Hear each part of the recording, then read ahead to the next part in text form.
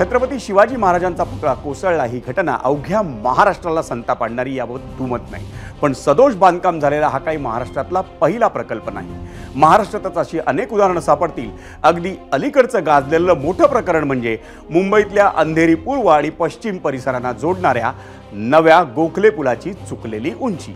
हा पूल सीडी बर्फीवाला पुलाला जोडण्यात येणार होता।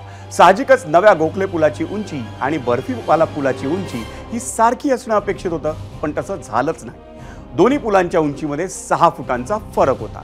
मुळात कुठल्याही प्रकल्पाचं टेंडर हे निवडलेल्या कंत्राटदाराला दिल्यानंतर त्याची वर्क ऑर्डर काढण्यात येते, पण त्यानंतर सरकारी अधिकाऱ्यांची जबाबदारी संपत नाही।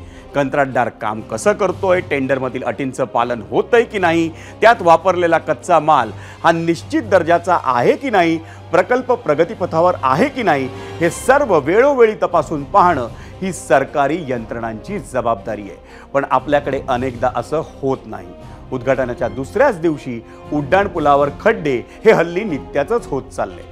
काम सदोष असेल तर कंत्राटदाराची बिलं ही तातडीनं रोखली पाहिजेत आणि कामाच्या दर्जाबद्दल खात्री पटल्यावरच त्याचे पैसे चुकते करायला पाहिजेत। तसं झालं नाही तर या अधिकाऱ्यांवर गुन्हे तर दाखल व्हायला हवेतच, पण त्यांच्यावर विभागीय कारवाई सुद्धा झाली पाहिजे।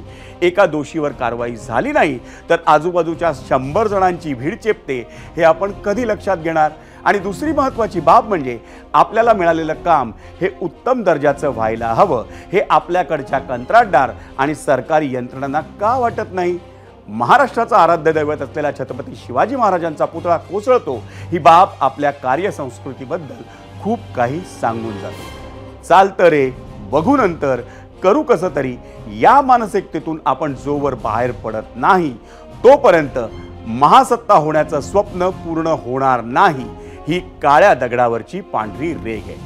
शेवटी एवढंच, छत्रपती शिवाजी महाराजांचा पुतळा उभारताना शिवरायांच्याच किल्ले बांधणीतूनच प्रेरणा घेतली असती तर ही नामुष्की ओढवली नसती।